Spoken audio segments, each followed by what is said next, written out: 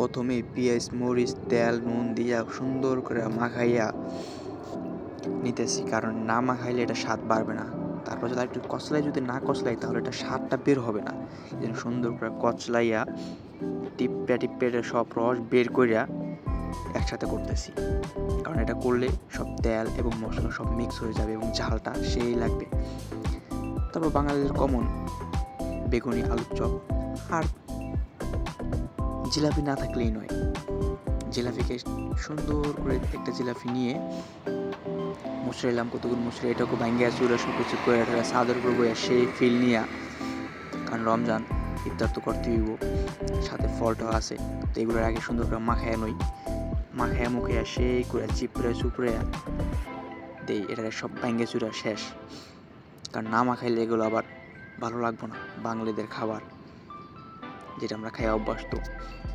সুন্দর করে মাখাইতেছি, মাখাইতে মাখাইতে এক সময় দেখি আজান দিয়ে ফেলাইছে। তো কী করবো, তখনই ফলগুলো খাইতেছি, একটা টুকরো নিবিষ হয়ে যেতেছে জাদুর মতো। এক সময় খাইতে খেতে সব শেষ, তখন আবার ভাবলাম এখন মুড়ি মাখানো যাক, মুড়িটা মাখে এখন মুড়িটা খাই। তো ওই একটা কাহিনী হয়েছে কি, এটা আমি বলতেছি। কাহিনীটা হয়েছিল কি, আমি মুড়ি ডাললো একজনে, মুড়ি ডালতেছে, আমি বললাম হয়েছে পরে বললাম আর একটু দাও। তো আবার আর একটু দিল মুড়ি। তো মুড়ি আর একটু দেওয়ার পরে আমি সুন্দর করে একটু মাখাইলাম, নাড়াচাড়া দিলাম আর কি।